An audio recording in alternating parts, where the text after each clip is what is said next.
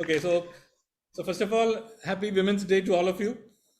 In fact, it's for the first time that APCAM is conducting a special webinar for women on the Women's Day. So, welcome to all the participants.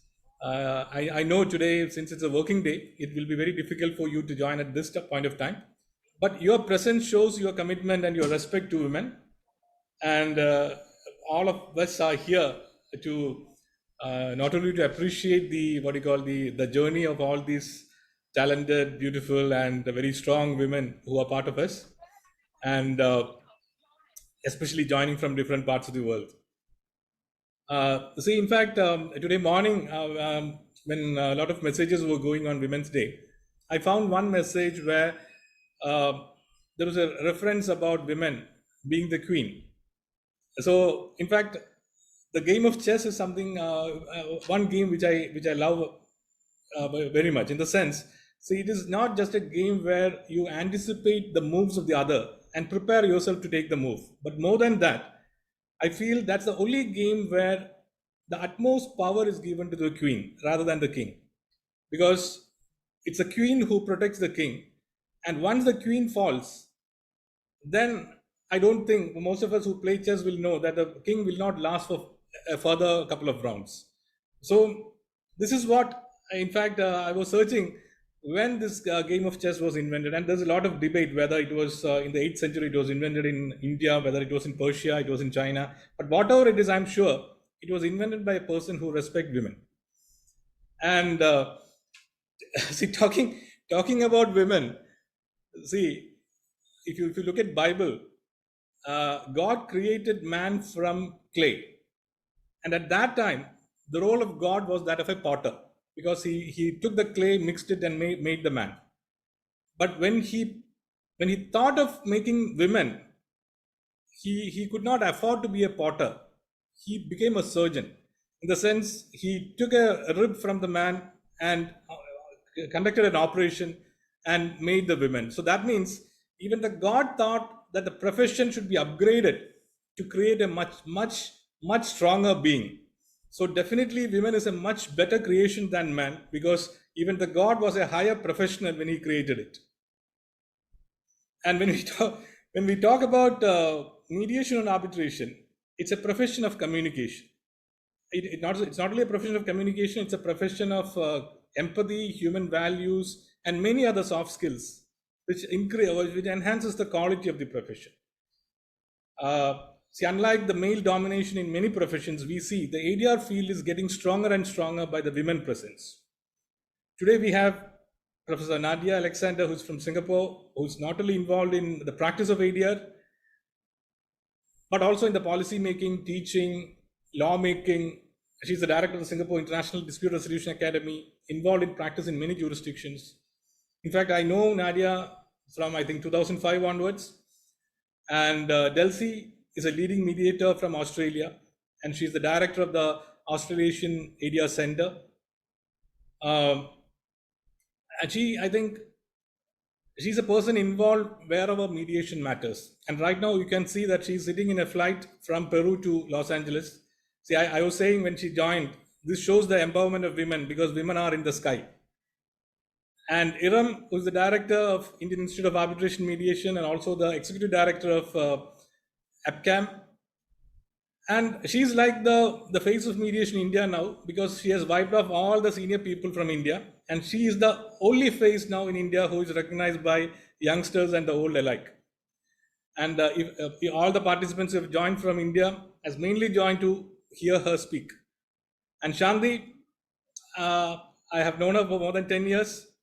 I have seen her. In fact, when I saw her first, she came and talked to me in Malayalam, because her parents belong to Kerala, but she settled and she was born and settled in Malaysia.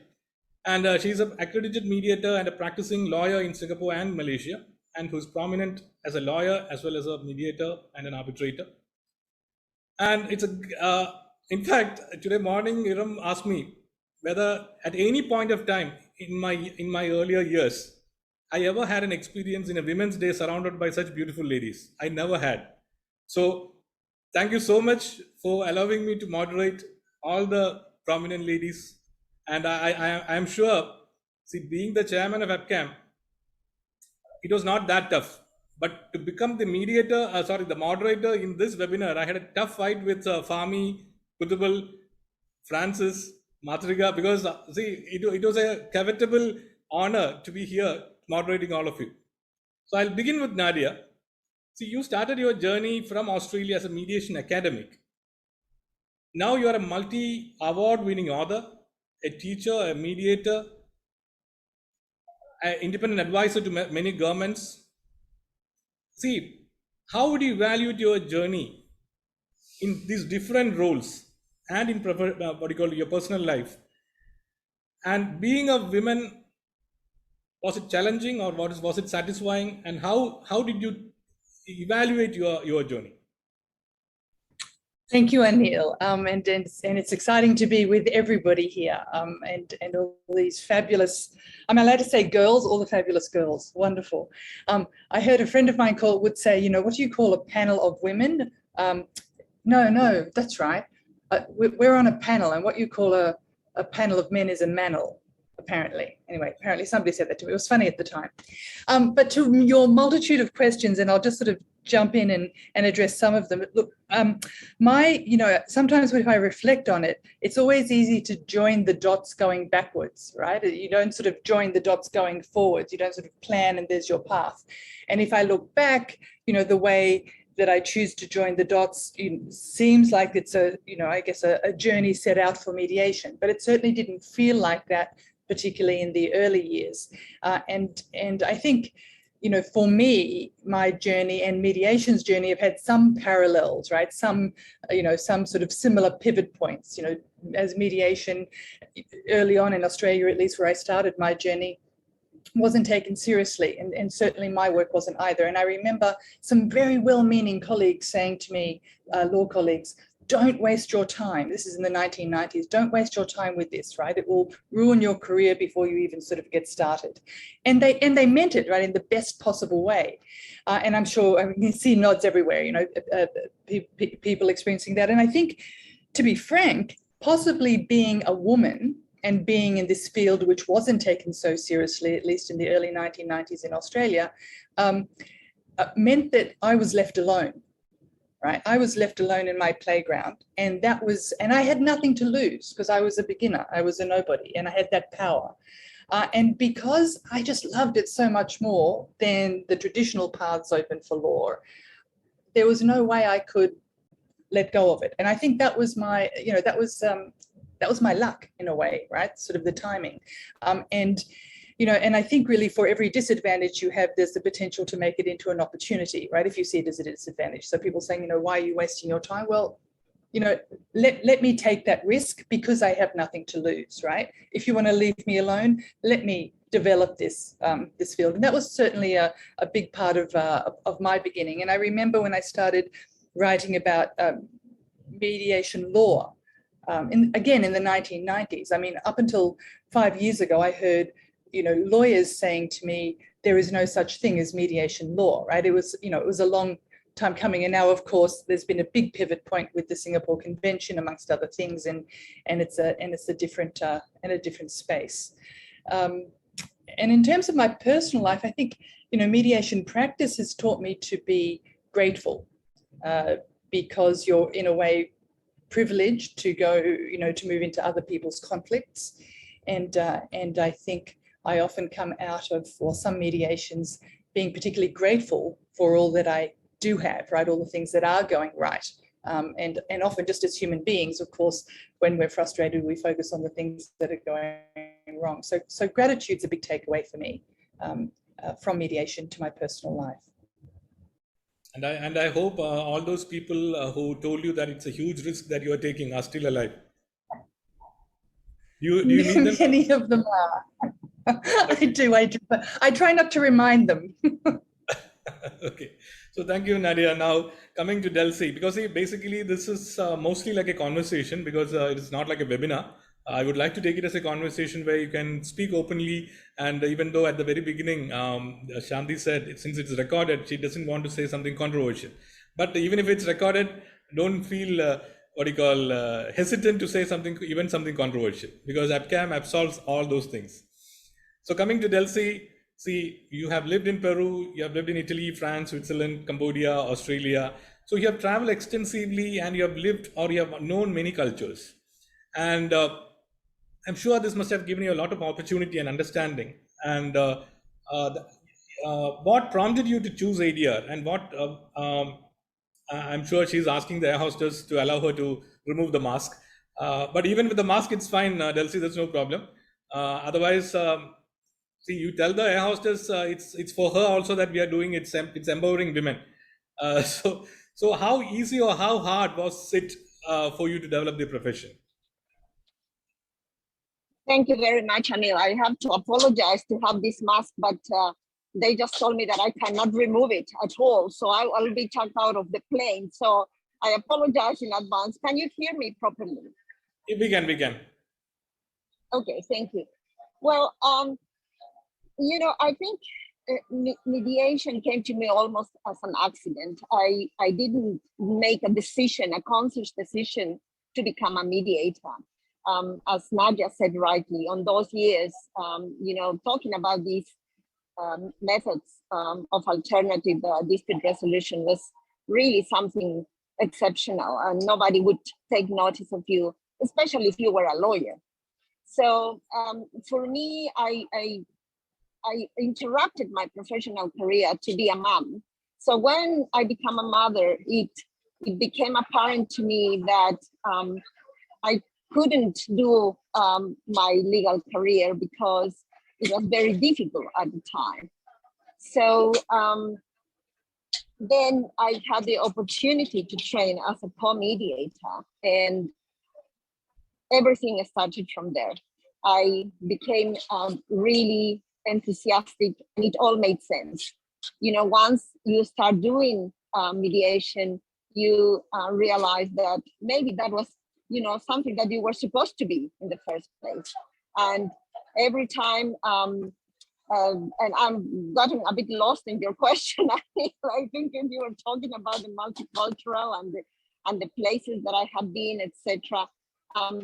It is all very challenging when you start something new in any case. So the women in this panel, we all have opened new roads.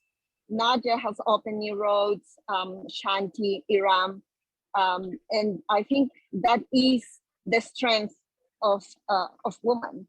You know, we sometimes take that challenge, and we just keep going. I don't know if I have answered that what you said. I was a little bit distracted because their hostess was telling me. So thank you, Delcy. Now I'll go to Shanti. See, Shanti, you had started your career as a lawyer in Singapore, and then thereafter you moved on to Malaysia, and now you are into ADR. And what prompted you to concentrate on ADR or to become a successful ADR professional? And one more thing I added to that, I will also ask, see, has this, what do you call, moving on to ADR, because like Nadia said, has that impacted your evolution as a person and specifically as a women practitioner? Okay, so thanks so much, Anil, and lovely sharing this panel with all of you, Nadia, Delcy, and Iram. We're among sisterhood, and I really, I mean, just thinking about the fact that we're talking about ADR, it actually makes me want to start from perhaps where, Anil, your question starts. You know, I was first involved in an arbitration. Unlike you, Nadia, my first foray into ADR was into arbitration in Singapore, and that was about 25 years ago. And that was the first thing that made me intrigued about, you know, the private adjudicatory process. But back then, we didn't get to work on laptops. It was still pen and paper and transcribing. So I'll have to admit, my first impression of arbitration was not a captivating one. But what I found really interesting was how that private and confidential dispute resolution process actually, you know, helped frame the issue so much more productively, I think, compared to, say, court work, and how everyone was exceedingly polite. The focus seemed to be still on problem solving. Now, something that you might all recognize, 25 years ago, there was no such thing as mediation. In fact, I didn't even know that such a word existed. And what was interesting about that particular arbitration was that it was eventually resolved before an arbitral award was issued. And what had, today, if we were to look at it, we would call it an APMED resolution. One of the hybrids that all of us are talking about, and I think COVID has sort of changed the gear up to talking more about integrated dispute resolution mechanisms. When I think back, one of the most fascinating things about that particular arbitration was the way the arbitrator in that case positioned really brilliant, polite, pointed questions that all of us who are mediators will now recognize as subtle reality check questions. And through that arbitrator's role, the parties started to see issues and see the clarity and find solutions. Now, what was there was no men-women divide. It was actually an equal number of men and women. I was the lowest in the totem pole, so I had transcribing privileges. And what I had an insight was actually in this ADR world, there was a place for men and women to work quite comfortably with, but it took me a long, long time before I actually saw a woman arbitrator. And it was maybe 15 years later when Dato Sundaraju from AIAC told me, we need more women arbitrators. Can you come on board? And I thought to myself, I said, actually, I can move from counsel to arbitrator as well at some point. So sometimes it takes the people around us to encourage us to see beyond our hats, the hats that we wear as counsel, as solicitor, and to step into the hot seats like the arbitrators, like the arbitrator position. Now, you asked about my current practice. It has been an evolution, Anil. I started off as a corporate lawyer and a litigator. And then when I discovered mediation, as Delcy put it, you suddenly realized this is what I was prepared for. I arrived at the mediation's doorstep 15 years into practice, 9 years into practice. That's when I first discovered it. And 15 years into practice, I decided to make ADR the mainstay of my practice. So that's a quick summary of my journey. Yeah, that is a great explanation, Shanti. But the only risk that you ran across is you have given all the years so that we can calculate your age. I embrace my age, and I welcome all to join the fabulous 50s. Okay. No, when you're talking about 25 years back, there was nothing. Oh, nobody knew about mediation. I remember 20 years back, a group of women came to our office and said, "When is the next mediation training? When is the not mediation training? When is the next training?" So we were very happy because at that time to get some people for training was a lottery. So I said, we will probably have it in 10 days time. So they asked, should we bring our mats? I said, what? No, should we bring our mats also? Because they thought it is meditation training.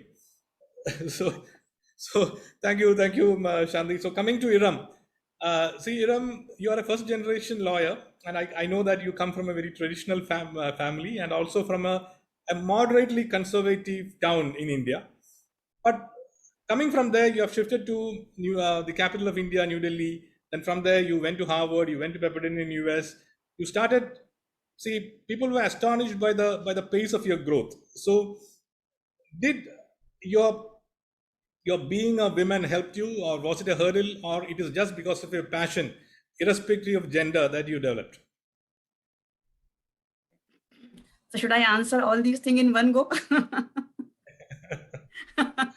Yeah. So first of all, I would like to say thanks to all the panelists as my soul sisters. And thank you, Anil sir, for giving me this opportunity and to select me from India. And I'm so sorry, my throat is not proper, so bear with my voice. So for this, I would like to start with Michelle Obama's quote that there is no limit to what we as a women can accomplish. So this quote has changed a huge impact on my intellect.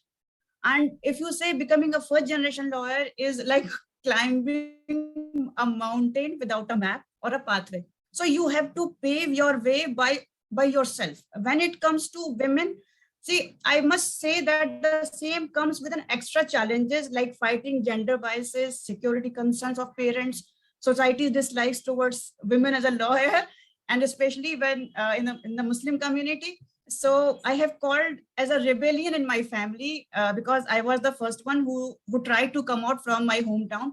And I wanted to come to set my practice, the legal practice in New Delhi, in the capital. And no one was ready at my home. And I fought a lot with everyone and firm stood on my decision. And when I was coming out for the first time, like I was also very apprehensive whether I'll be able to stay outside my home or not. And many people thought that I'll go, I'll try. And then after some time, I'll come back to my hometown. And since it was the very first time I put courage to come out from my home and stay, alone to completely new place. And I have to, I have a lot of thing in my mind. Like I have to, tell everybody that I can do things, So many people, they used to come to my place and they told my mom that it's a waste of money, waste of time. Why you are sending your daughter, outside? The moment I hear that it's a waste of money, I decided not to take a single penny. Even when I was an intern, I was doing internship in the High Court. So I came and I started taking care of everything. And despite of challenges and hurdle, one thing that keeps you going is your choice, never give up. And that was something which came in my subconscious, that I will never give up on anything. And see, to adapt this mindset, women have to eliminate all the limiting beliefs that they've been fed their families, societies, and even the peer. So come to the professional life. I never wanted to become a lawyer. My family forced me to go to the legal background. I'm very like a community oriented person. So I was very much inclined toward the social welfare area. Then I was doing good into the litigation. Then somehow I got into the mediation, and I did my one case, that was a life-changing case for me. And that case was pending for 25 years. And it was decided and resolved in 5 days when I was the mediator. And the person who was there, one of the party was suffering from the cancer, and he expired after 2 weeks of the settlement agreement. So that completely changed me as a person, that where is the justice delivery and where is the justice mechanism? We have everything. We have all laws, we have procedure, we have lawyers, we have judges. Despite of everything, we are not able to give justice to the people. So I thought that this is the only way where I can connect with the people, I can do good to the community. And this is the best way to go into this practice. Then I shifted myself, because I was doing arbitration also that time, but mediation is something which I found myself connected more. And then I started exploring more into the mediation, and I went to many places where I met very good leader females into the mediation. And see, many people says that don't go for mediation again. Then people came and they said, don't go for mediation, it's a waste of time. And I was left alone in many places when I was selecting mediation as a profession. So I said, give me just 2 years and I'll prove it. And I proved in 6 months only. You will not believe. And I put myself into fire and evolved into a different kind of person altogether. And again, I said that women has to work extra than males. And even when we are at work, we are connected with our responsibilities. And no one knows that what we leave behind when we are out for work, what cost we have to pay. And I would like to say one thing, Anil sir, like I remember like when I came from Paris, and it was 3 a.m. at my home. So when I saw my daughter, she was 4 at that time, and she was wrapped around with my shawl. And I asked why she's doing this. Then she told me that I can feel your odor from your shawl, and I feel very safe, and I feel that you are next to me, and I can sleep properly with that. See, I think all the females who are sitting here can resonate with this, with my feeling, that how you will feel if your 4 years daughter, you will be leaving at home and you will be trying to explore something for yourself, for establishing your individuality. So how those words at that moment will give you, the feeling. So when I was exploring about the mediation, I met Delcy in Singapore, signing the Singapore ceremony, the Singapore Convention. I met Shanti and Nadia in AMA Jakarta conference. And I was very impressed seeing these women, and even Irina too. I met Irina also. I was very impressed seeing these women. I thought that, yes, I can also do something. And these were the role model for me. These female were the role model for me. And I thought I can also do like them. And one secret I would like to reveal, that Nadia, I took that day as my role model when I saw her in Jakarta in AMA conference. And that day I realized, you asked me whether being a female is something good for you, being in this profession or not. Then I realized, if we have substance, we are committed, we are dedicated, we are having a fire, then we are invincible and unstoppable. So no one can stop us. We can be more visible, more prominent being a female. And many males helped me throughout this journey. But being a woman, I must say itself is a blessing in many ways. So this is my answer for this. Yeah.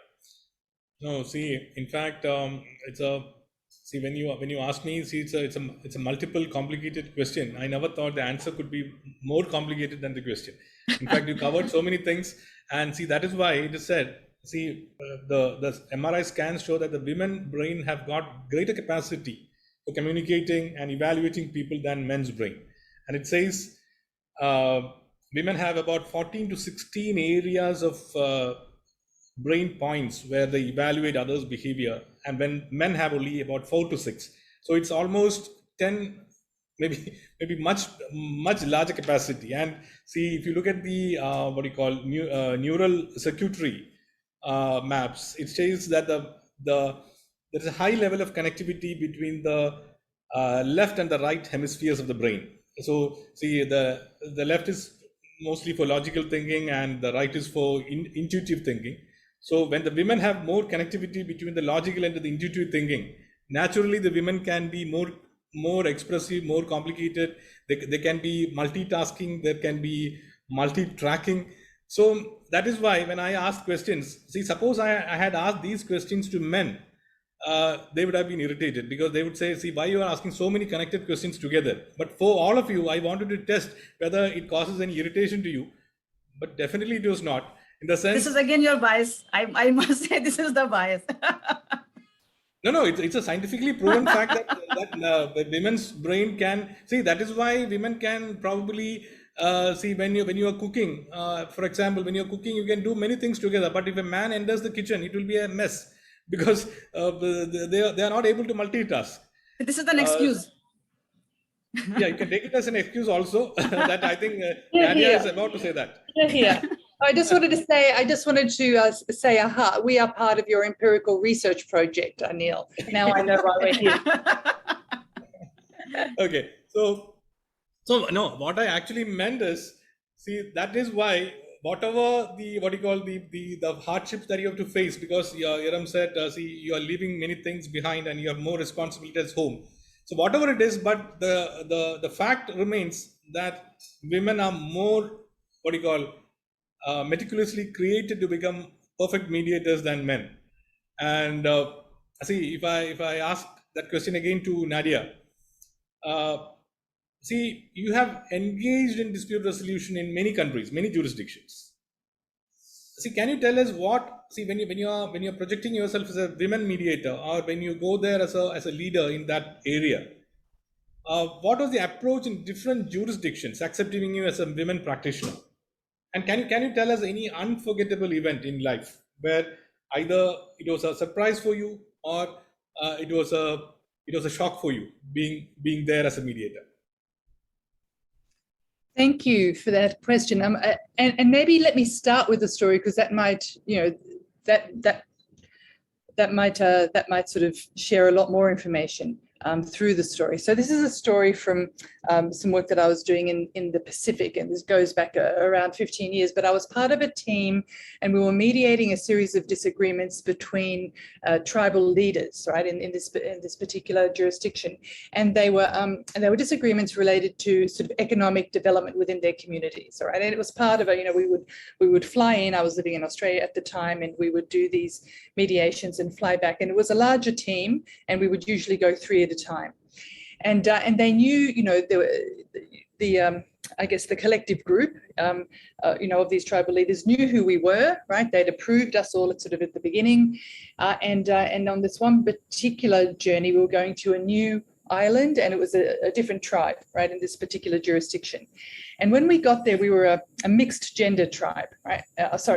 Mixed gender mediating team, right? Men and women.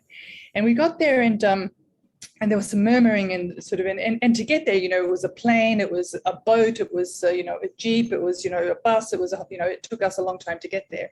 And they said, oh, we might have a problem because in our culture, we noticed that some of you are women, and in our culture, women can't be physically higher than men at any time.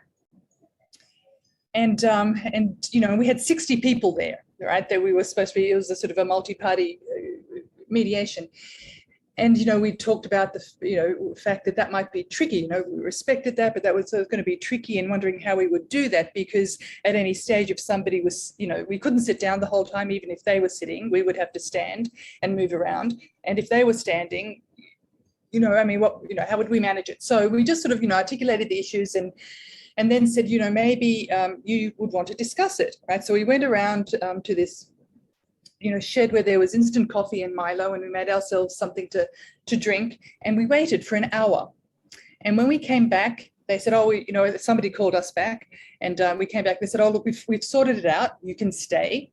And when the deal is this, when you're mediating, you're not a woman, right? When you're mediating, you're a mediator, right? But we would ask that when we have breaks, that you try to be lower than us, right? Because we're all chiefs, you know, to accord with our custom. And we said, okay, you know, we can do that, right? And we'll certainly do our best to accommodate that at, you know, at lunchtime.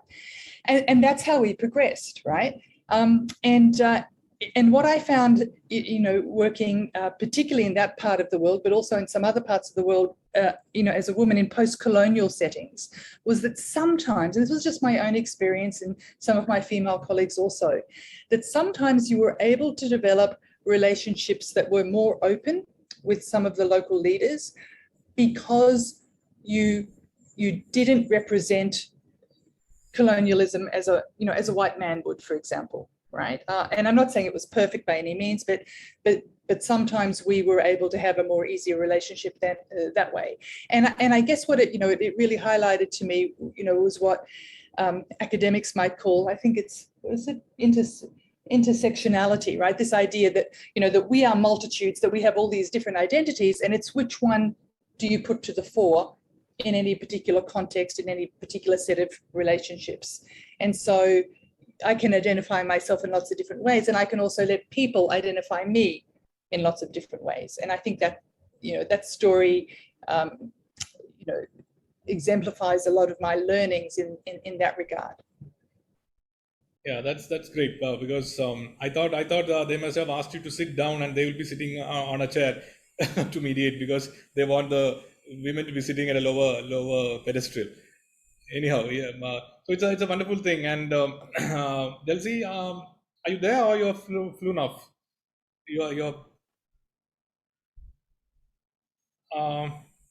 Yeah, I think I'll come to Delcy. Yeah, Delcy.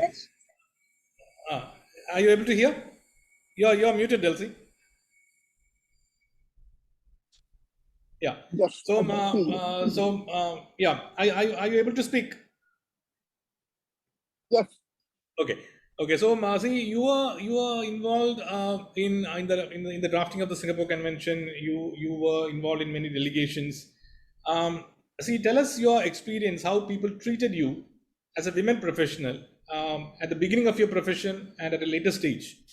And as like Nadia said, were there any incidents that you remember being a woman and being leading some delegations as a woman?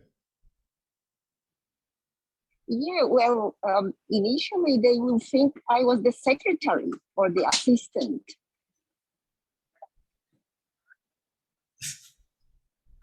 Oh, they just told me I cannot speak, so I'll have to unfortunately stop now. I'm so sorry about this. So I'll have to stop briefly. Sorry about this, Anil.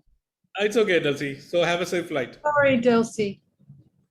Thank you. Thank you very much. And I wish everybody.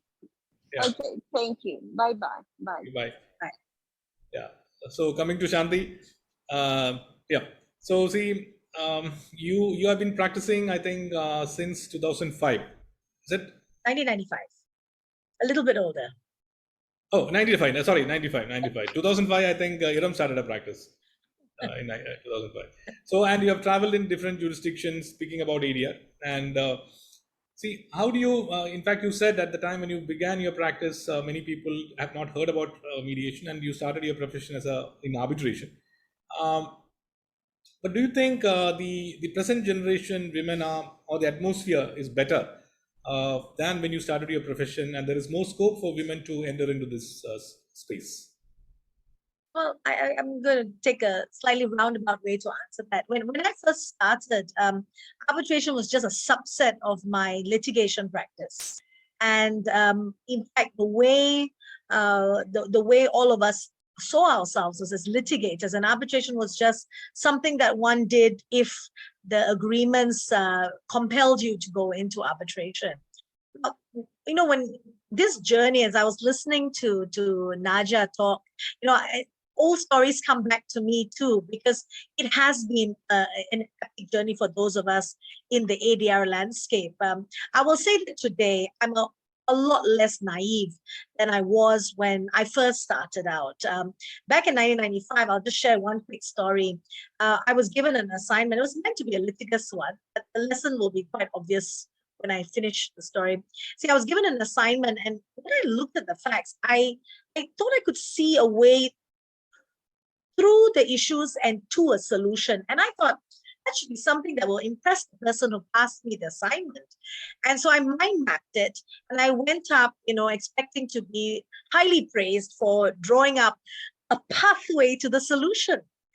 But I was told quite bluntly, as I, you know, eagerly explained the way that we could navigate the matter, that if this person listened to me, the file would close and there would be no bonus for me.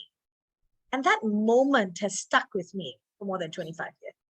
Because I was taken aback, because here I was, a very young lawyer. I naturally thought I misunderstood my role because, you know, I was so young in the profession. I thought my job was as a problem solver. So from the very beginning, I saw myself as a problem solver, but I was in an ecosystem that seemed to encourage a little bit more adversarial journey before you reach a solution. So like today, if you ask me, I'm prepared to politely call out such conduct and behavior, because at the end of the day, when we come back to thinking about how we are as ADR professionals, and I think Iram, Nadia, and Delcy will resonate with this, ADR is actually a way of thinking, whether it's using your arbitrator hat or your mediator hat or a hybrid hat. It's a way of thinking where you want to get the best and deliver that solution to a client. And as a woman, I think that seems to resonate with us because we want to just get that job done and move. Not to say that men aren't, but it's just that the thrill of the fight, and I noticed this, the thrill of the fight seems to be a bit more of a masculine leaning. And that's what I meant when I said, you know, I'm wondering how controversial a statement like that will be. You see, at my original training as a corporate lawyer, we are always encouraged to look at the win-win, the build and move on, or lose less, get back to business. Those are the narratives. It's not so much, I've won, too bad whether you get the solution or not, which invariably happens in litigation, where not all winning award judgments will result in an actual solution. So this is one thing I think as a woman we're more comfortable with, and that's why perhaps, Anil, you see more women championing mediation. But it's people like you, Anil, people like Dato Kutbul, who have been in this industry for 20 over years. He's one of the original, he's not here today, Anil, as you know, he's also on a flight. But, yeah, but he's been one of those who, you know, I can say quite candidly, does not look at gender. If you come up with a great idea, he'll be all there to support you. And so we need champions, both male and female, to help the next generation go forward. So this was my long roundabout way of answering your question. I do think one thing, today, people like me, Nadia, Iram, and Delcy, we stand on the foundations built by the women before us. People like Karen Mills, who I think she's here. These are the people who really started breaking the ceilings, and their stories are going to be extremely interesting to listen to. So they planted the acorns. We get to sit in the shade of those oak trees, but the acorns continue to be planted by my generation and the ones after us. And that's what we need to invite the next generation of women to do, not just sit under the already grown oak trees, but to continue planting acorns all the way down, so that more and more women come in, find their footing in this dispute resolution ecosystem. Yeah, thank you.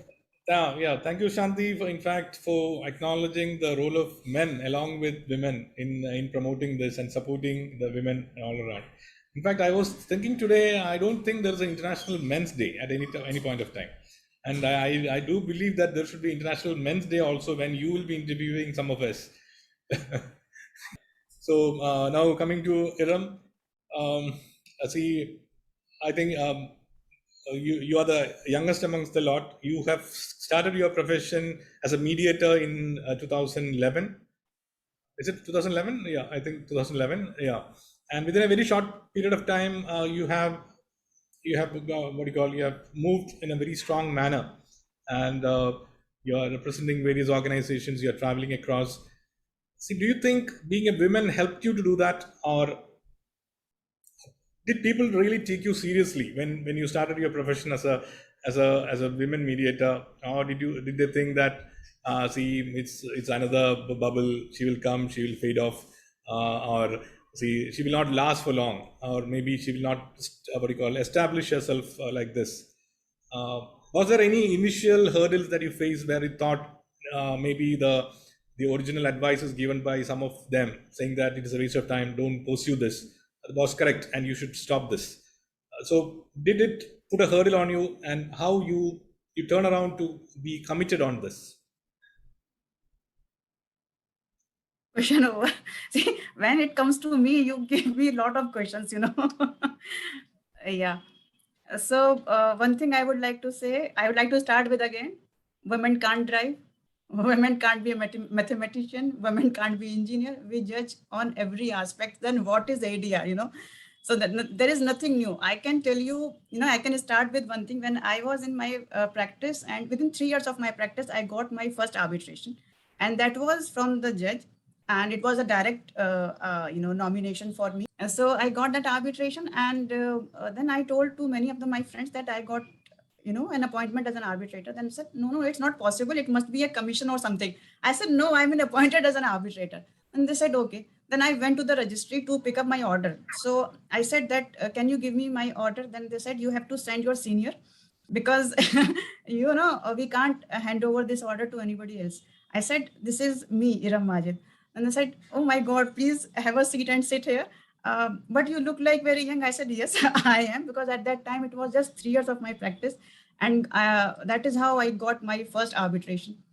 And if you say the advantages, yes, there are a lot of, incidents. There are a lot of incidents which I gone through, and there are a lot of experiences which many people came because of my age. They feel that I'm not been able to handle all these things. So there are many incidents. So there was I was doing one mediation, and I would like to tell you that one senior lawyer, he came, and I was giving my opening statement, and I was mentioning the role of mediator, role of lawyer rather. So he said that, please don't tell me the role of mediator. I know, role of lawyer, because I know my role. I'm in the bar since what would be your age? My practice is as old as your age. So don't teach me the role of lawyer, and I know my role pretty well. Then I at that time I was very, very young, so I just did not say anything. And even in one mediation, when I was doing a mediation as a co-mediator, and one very senior person who was there as a co-mediator, and all the way tried to, dominate and try to take over the space and all. But, I would like to tell you one more very, very important thing in that in the end, the party said, we don't want him as a co-mediator. We want to go only with Iram, because she is able to understand what we want to say. She is having empathy, and she understands well more than what he tried to pretend. So that, I think that is an advantage to be a woman, due to the empathy I carry in my heart, being a virtue, being like a woman. And women mediators bring different soft skills to mediation, like gaining trust, negotiation capacity, and strategic mindset, and empathetic listener. So empathy comes natural to women. They understand the difficulties of the people as if they were their own. And women's ability to listen with patience is an asset to mediation. So if women are more aware of the feeling of the parties in distress and the meaning they conveyed by the unsaid words. And I feel that the women carry the burden of evolution, give birth with utmost hardship and unbearable pain. Still, the patriarchal society calls us the weaker sex. So this is a myth. This is a myth. And women who can bear the pain of labor, who can understand the unsaid words of infant and fulfill all their needs. So I think that everyone should owe, the entire world, the humanity should owe the female, because we have created society, we have bring you into existence, and you are here because of us. So stop judging us, because see, there are a lot of biases, because today's topic is breaking the biases. So don't wear this, don't wear that, sit like this, walk like this lipstick is color is very bold, this dress is not decent, this hair will not be proper. So everywhere we've been dragged for so many things. So please stop judging us. We can do anything. We are serving as a prime minister. We are serving as a leader. We are serving ancestral head. We are serving, as pilots. So stop judging us. This is what I would like to say. Good. So it was inspiring to hear all of you, and just as a matter of for the participants to interact, I'll just open up the participants to interact with the panelists, because there are many ladies who are there, many who are there who always support the females along with them. So if they would like to ask some questions to them to understand, or how to become more efficient in their career, and how even if some youngster is trying to come into the field, what are the things that they need to know, they can directly ask the participants. Then we will after that we'll wrap up the session. So it's open to the participants. They can come out with questions to the panelist. See, it's an International Women's Day, so all women can either tell their experience or any comments. Yes, Guna. Okay, fine. The moment I saw the announcement that webinar is going to be held on the Women's Day, and that you are going to moderate the whole session, my comment was on women. Anil is going to moderate, or all the participants are going to be women. And Iran replied by saying that it is man empowerment. So actually, it is women who empower men. But you see, on this particular Women's Day celebrations, particularly here in the Mediators and Arbitration Forum, I would like to congratulate Iram, and Iram has set an example. Howsoever viewed, because I've been seeing her progress right from day one in the International Institute of Arbitration and Mediation. She has risen great positions now, not because of anything else, not because of her being a woman, but because of the fact that she being a woman and able to manage everything around, coping around with travel, coping around with meeting personalities, coping around with scheduling programs, and coping around with teaching techniques. I would hats off to her, but she's a role model actually. So on this particular Women's Day, particularly in the field of mediation and arbitration, I think she's a brand ambassador for that. So I congratulate you, Imran. And I couldn't interact. I mean, I hadn't occasion to come across on a different level with Shanti Abraham and Nadia.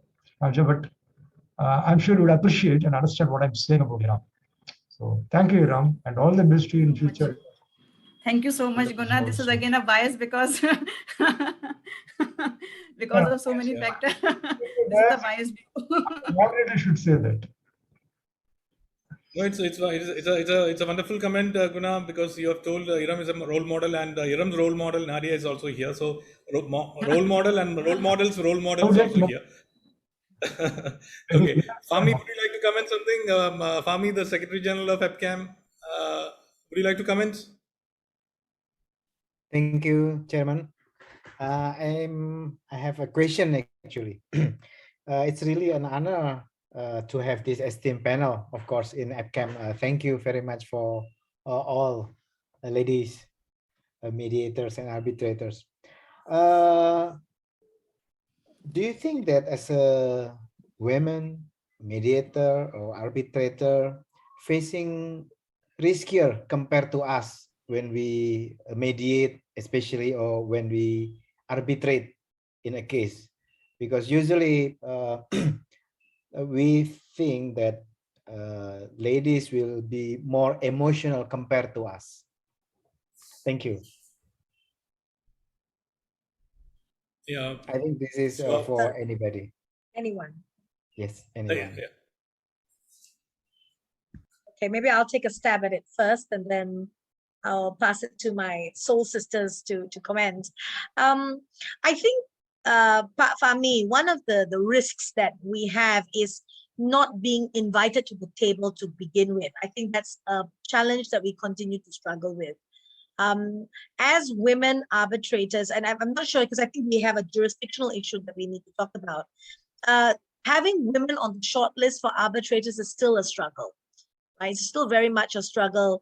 And the few appointments that we have are really, as Ivan puts it, we are grateful for it, but it's not as common as when council are putting in short lists, they tend to look at ex-judges or male lawyers first. So one of the things that I believe Arbitral Women and some other women think tanks have been talking about for, I think now 7, 8 years, is that all of us, men and women, need to start making it a point to include a woman on the short list for selection of arbitrators. I think that's the first risk that women arbitrators face.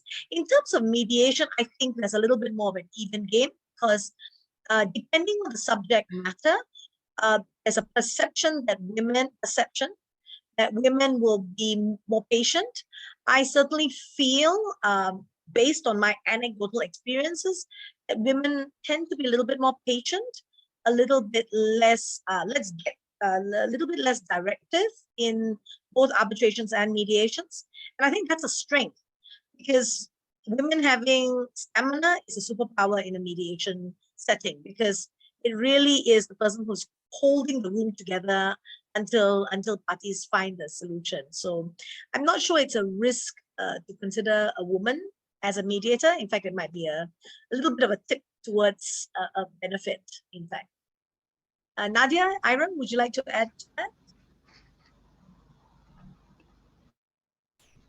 Nadia, you're muted. Yeah. I'll follow Nadia. Okay, no, I'm happy to jump in. I just want to make some comments, if I heard it correctly, some comments about emotionality, yeah, and women.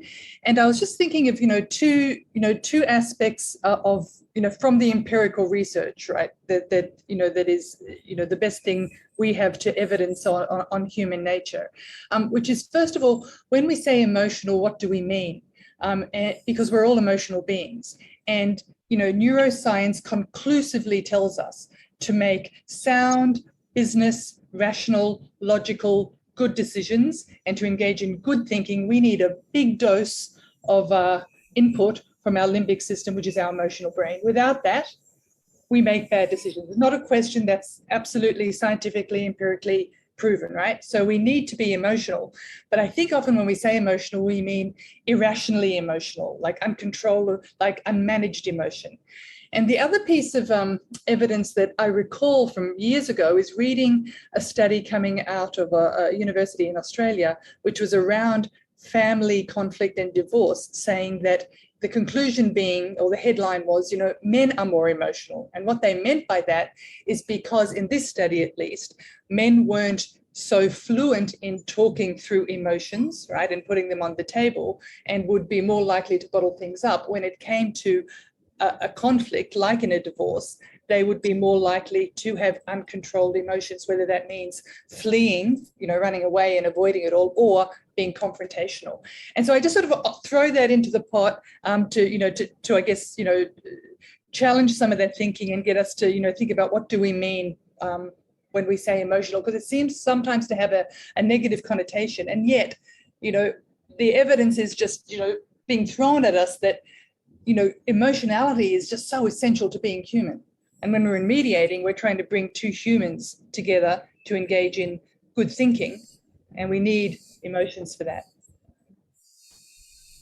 I would like to add one thing what Ashanti has said. So, see, because I'm doing arbitration and mediation both, and I'm teaching both as well in the colleges and all. So I feel that when it comes to mediation, there is a lot of space for women, and because of the empathy and compassion they carry. And but when it comes to arbitration, it's a lot of difficulties which we are facing. In convincing others that yeah, we can also understand and analyze the contract well, and we can understand the procedural laws and the substantive law and the law applicable to the agreement of the arbitration agreement. So there are a lot of things. And see, if you send 4 names or 3 names to select as a nomination for the arbitration, they will select males. They don't select females.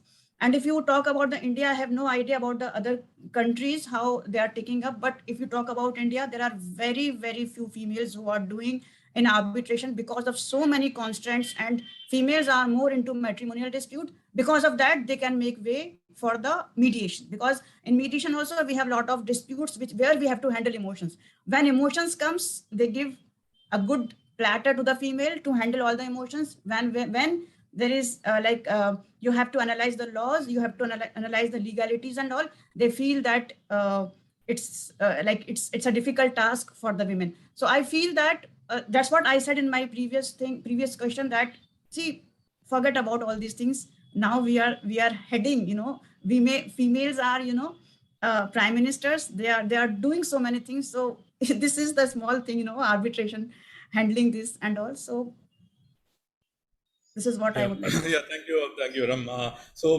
Let me go to Karen Mills. She's one of the very prominent area neutrals. In fact, she had to be in the panel itself. But I would request Karen Mills to give a few comments, and you had a question also. Please go ahead. Yes, no, I had a comment, which is something that nobody's mentioned. One of the differences, and this really is a physical difference that dates back to every species, not only humans, is the difference of the male ego and the female ego, that because the male is the one that always needs to reproduce and get ahead, the male's ego always figures in to everything he does, whereas women do not think about their own ego. So when women arbitrate and mediate, they concentrate on the problem itself without considering our own position or how we figure into it at all. We only look at the parties. And that makes a big difference. And I think it's one reason why women, in fact, make better arbitrators and mediators. But nobody ever wants to talk about that. Absolutely wonderful, Karen, because see that, of course, that is something, maybe they didn't talk about that maybe because that would look like a self-praise, and some male should have told that. It looks like women are trying to attack men, but it's not true. It's a physiological truth dating, that goes back to every species in the world. But it's not accepted because it sounds biased. It's not biased. The fact of the matter is, when I look at a problem, I don't think about myself 100%, not 0%. I think about the two or the parties and the situation and, how they can best solve it, or what is the legal issue. I don't figure in. But if you ask almost any man, and he will have to admit that he cannot get himself 100% out of the problem. And that does make a difference. Not every time, but often. That's true, yeah. Thank you. Carl, Carl is a psychologist, so maybe he can give some inputs to that. Yeah, thank you. I'm a little daunted by the side of the panelists, and after Karen speaking, and I met Nadia in the Global Pound. I studied under Shanti, I studied under you, Anil, and I've just come to know Iram better. I actually feel sad. I agree and I don't agree with a lot of things. When I first saw Anil on the panel, I also had the same point. And I was wondering, what is the man doing there? And actually, as I sat through this, I was actually happy to realize, because Women's International Day affects all of us. And I'm actually glad Anil is there, because it shows that it's about everybody. It's not about one party against the other. And in fact, one of the first things we learn in mediation is that person is not the problem. But unfortunately, I hear that so often, and I hear gender bashing on both sides. And I like what Nadia says. Maybe we need to change the words from emotions to maybe to regulation, because it's about emotional regulation. And today, as we understand more and more about neurobiology, and we understand more and more about these sciences, it's no longer conjecture. It's used against a tool against the other. But I think all of us have also seen that, for example, a male judge, it doesn't mean a female judge is better. There is something about patriarchy. So I think what we need to understand is to be sensitive and to identify the common problems which maintain the position of women in an inferior position, and work on those structures rather than make it a male versus female bias. What Karen says is I would not agree totally, because today there are too many other factors in a primitive society or something. I would not go against what you say, but in a society which is multicultural, there can be a female, like Margaret Thatcher once said, I don't mind a female being a female, but I can't stand a female being a male in a man's world. So there is so much of culture which people do. I'm a psychologist, also a family mediator, and I have many lesbian clients, many, not just one. And they come to me from a man-hating perspective, but they actually come to me and choose me and refer me, because it is, I understand their condition, uh, just like anybody else. Did I have to work harder? Yes, I had to slog. Was I in touch with my feelings before I embarked on my journey 20 years back or something? Not as much, definitely. So does a man have to work harder? Definitely, he has to work harder. But we all come from the same species. We can all overcome different variables. And I would like to see it as a human beings something. I actually see both as equal, because it should not be about one against the other. Anyway, these are my humble 2 cents. Yeah, thank you, Carl. Sindhu, you have something to add? Yes, thank you, Anil sir, for giving me the opportunity to speak. I'm really fortunate to be in this group with such eminent personalities. Their struggles, Iram ma'am just now stated about how Indian women are struggling. Shanti ma'am states about her innovation from a corporate world. And Madam Nadia has been giving all the information about how we have to move ahead. And Carl with the psychological impact, and not less about Karen with the male ego of, how they want to dominate. But here we are having Anil sir being my mentor for mediation. He knows very well from the time he has trained me, I am a litigation lawyer and prominently only towards advocacy. But after his training, I have changed the kind of mode of perception of litigation. I provoke mediation as the first input immediately after having filed a petition or in the defense mode. So I would state that yes, mediation actually avoids to all those bitterness of litigation. So we need not move to the end of litigation, or amidst that we need to begin with mediation in litigation. I also have to state that yes, women have a struggle, but gone are the days that yes, there are sectors of women where they have struggles, but gone are the days where the woman would have to have a tug of war with men. There has to be gender bias at some point of time, but also there is a ardent requirement of gender equality. So we need to think as humans together. We do have to give some portion of the benefits to the poor and the needy women. But yes, with eminent personalities coming to a higher level, we need to be vocal and stand equal to men. And that is very important. And I would also say at this juncture, my sympathies to all the Ukraine women. You know, today they are going through the warfare out there. It is the woman who's taking care of their houses out there. So the war is run by the, taken care by the women. So my sympathies to them. And also, Anil sir, we would look forward for various such kind of groups where we can know and input our knowledge and grasp much more. Thank you for this opportunity, Anil sir, and everybody else. Have a lovely day. Thank you, Sindhu. I would like to, Anil sir, I would like to add what Sindhu has mentioned, that that yes, Anil sir has been mentoring so many females, and I am blessed to have him as my mentor. One second. Don't say like Shanti said something controversial. I'm not only mentoring the females, I'm also mentoring males. See, I can say, because I know this, and seriously, I wish that your tribe should increase, and you are doing a lot for the, like, if I talk about me, so if my graph is increasing like this, it's because of you, because you have taken care of, everything, and you have empowered me. I could say you have empowered me in all ways. So thank you so much for being my mentor and being here. And this is what I would like to add, what Sindhu has mentioned. Thank you. So we have Dr. Francis Law, the Vice Chairman of APCAM. So Francis, would you like to say something on this Women's Day? Hello, thank you. Wow, thank you, Chairman. And I think that's very good to see all of you, especially in a very special day in the International Women's Day.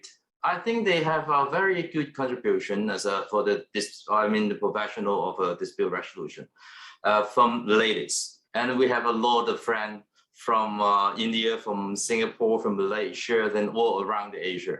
I think they will have a public very good leading in a way on our professional work in contribute to especially what I have to take a promotion as the APCAM in our coming work here. And I think Natalie will have a very good chance later on. We can work together in promoting the APCAM and also the training. That will be a wonderful work. And I think for the major cities or major members of APCAMs, I welcome Nadia to join, and they will be a very, very supportive force for developing the mediation arbitration as well. So I think that's really good.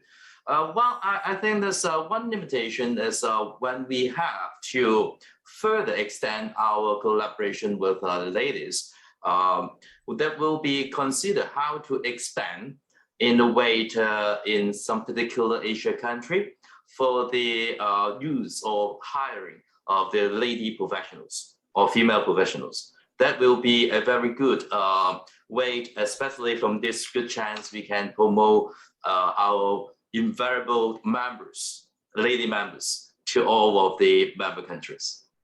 And that's what I have to say today. Thank you. Thank you, Francis. And we have the international member of APCAM from Nepal, Madriga Niraula. Madriga ji, would you like to speak? Yeah, thank you, Anilji.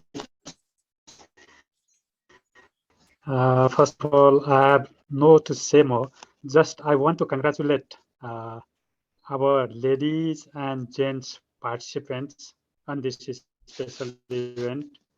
And we are benefited lots because the presentation and experience sharing was so nice and encouraging.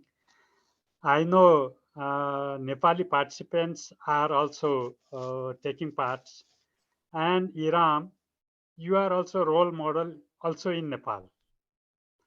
Santiji, your name is so popular and we know you very well.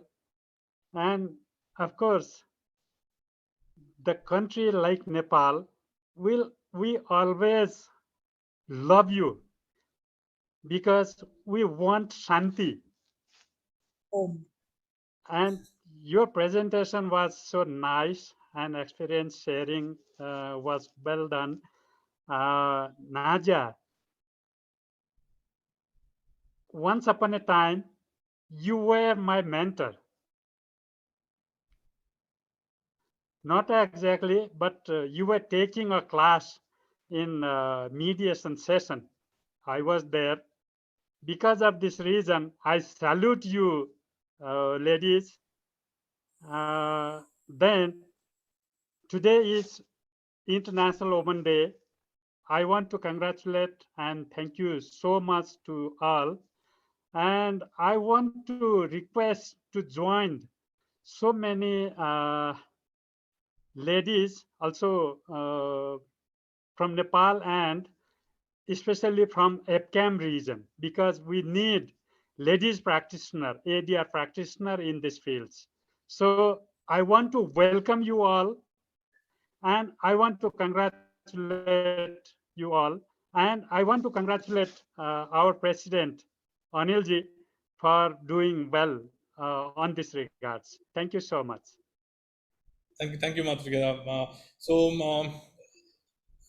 So primarily the entire session of or the conversation that we had, ultimately we come to a conclusion that in spite of all the teething problems that we had at the earlier stage, now the world has started recognizing successful professionals, and maybe they are not discriminated based on the gender. But still, there are certain stereotypes which we need to break, because, as many of you said, there are certain things that we assume or we presume when a women professional is there. So those stereotypes may have to be broken, and as correctly pointed out by Dr. Francis, APCAM would definitely think about a strong presence of women in in APCAM, so that they take the leadership and they promote ADR. And so as a wrap-up question, let me put one more thing. See, I don't know whether you believe in your next life or after birth or whatever it is. So if you again get a chance to be born in the world again, see, because we say the earth is more happy when women smile. But let me put it in another way. Suppose you get one more opportunity to have a birth in the world. Would you like to be born as a woman, or would you like to take the risk of being a man? That is one thing. Second one is, see, based on your experience as a practitioner who has built up when things were not easy, when many people were not there, when you did not actually have a role model to look upon. See, what would be advice to the younger generation now who are looking forward to you or who are listening to you now, or maybe when they look at you later on? What would be your advice to them, whether not only as a area practitioner, as a human being, as an empowered woman, how to come forward in their life? So two things. One is in the next generation, in the next life, what you would like to be, and what would be your advice? So first, Nadia. Thanks, Anil. So in terms of, whether I'd like to be male or female, I'm very happy being female, but I recall when my daughter, who's now 8, was 2, and we were in Europe and we were in someone's yard garden, and this older woman said, gosh, look at her, right? Because she hadn't yet learned very many gender-specific behaviors. She said, look at her, she's gender-free, right? And if I was a risk taker, I might say, maybe I want to come back gender-free and experience that, whatever that means. In terms of advice, I think the one thing I'd say, and there are many, but one is, we all know the phrase, when one door closes, another one opens. And my advice would be, when it opens, go through it. Go through that door, because often it opens, but we don't go through it. And do something that is not on your radar. And when I've done that in my life, it's not always immediately, but it's ultimately led to a, what I would call a pivot point, something that's really shaped what's become my path. Yes, Shanti. Thank you, Anil. Well, I was going to say girl all the way. Nadia, gender-free has now started me thinking, but I think I'm still going to go with girl all the way. In terms of advice, I love what you said, Nadia, pivot pointing. I think for all of us, we must learn to recognize potential pivot points. I think that's something I take from what you've just shared. But I want to share 2 pieces of advice as well. One is be brave. I've been in similar situations with Nadia where people told me, oh, you're such a clever person. Why would you want to spend your time on mediation? Thereby suggesting to me that there was a caste system in terms of all the different problem-solving methodologies, litigator being on the highest, followed by arbitrator, adjudicator, and holding the bottom of the totem pole was mediation. That's not true. And it's for us women to actually see ourselves as part of a spectrum. So I'm a problem solver, and which hat I wear depends on the needs of the client. So be brave enough to recast yourself as what you need for your profession. And the last one is please know your value. I think for me, that was a lesson I learned a little bit too late in the day. It took a man, a good friend out of Singapore, who said, you know, the problem with mediators is you don't recognize your own value. Arbitrators had no problem getting clients to pay them. They just articulated the figure and clients said, yes, that is your value, we will pay you. However, mediators, we've apologized for our value all these years. Anil, you may remember we had a wonderful conversation in Jakarta in 2018.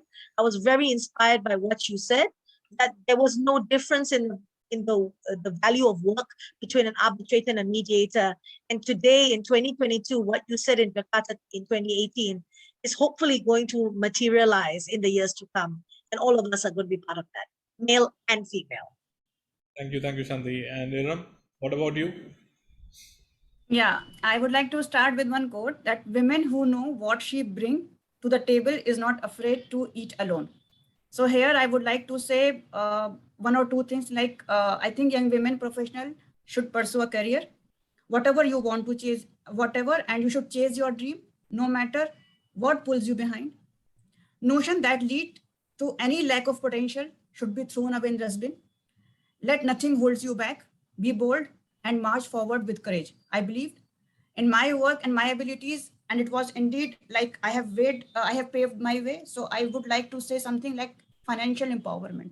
That is the most important thing which will be rooting a lot of things, because there will be social empowerment, there may be a political empowerment, but financial empowerment that can make everything possible for you. And it is the need of an hour. Feminism means giving women the opportunity to exercise their choice, and this will increase the financial empowerment, or you say economic empowerment. This will increase their self-respect and make you more confident to face any kind of situation in life. Give time to yourself. Don't limit yourself. Understand your strength. You are creator, leader, and respect every female around you in whatever role they are, either mother, sister, daughter, your maid, whosoever. So try to give respect to female in each and every role. And Thank you. with this, I would like to end, but I would like to ask one more question to you, because since you are moderating and you are sitting very, comfortably, I would like to ask one question. Suppose if you have to say, or you have to compliment the panelists, here who are here, so what you will be saying to us? No, we see, of course, we all the participants, along with the APCAM, as well as me and my Vice Chairman Francis, Secretary General Fahmi, all the members, Matrika, everyone. See, the idea of this webinar or the conference was to appreciate the women who are amongst us, and also to tell the world that the gender bias is not there anymore, and it is in fact it's the opposite, because the women are now leading, and in this profession you need to actually highlight the women in the profession, because mediation, because if you look at litigation compared to arbitration and then compared to mediation, the human touch is coming more and more, and the understanding the underlying interest, that is what all the mediators look at, and there can be no one who can understand the underlying interest more than women. So like Karen said, there could be, of course, taking away the what do you call, the differences which Carl has pointed out, whatever it is. See, there would be some inbuilt biases or inbuilt egos that could be part of the men, but gradually that also may you may have to refine that also. But usually people say women give back things multiplied. See, normally we say when you give them grocery, they give us meal. You give them a house, they make it a home. So whatever you give them, they multiply and give it back. So when you deal with the women, I think what you expect back from them, you should be careful in giving them, because they will multiply it and give it back. So if you're harsh at them, they will multiply and give it back harshly. So be careful in handling women, be respectful to women, And of course, all your conversation today must have inspired many youngsters to take up you as role model and go ahead in this. And as Francis correctly said, APCAM will always look forward in supporting women and to project women as the leaders in the profession. So thank you all of you from the entire APCAM family, participants inspired. What you call being a working day. All of you have taken time to come, and we appreciate it. And let us take it as a great honor to respect women. Thank you all. Thank you, Anil. Thank you so much. Next honorary Thank you, woman. Anil. Thank you, everyone. Thank you, Anilji. Bye. Thank you. Congratulations. Bye, everyone. Thank you. Bye, everyone. Bye, everybody. Bye.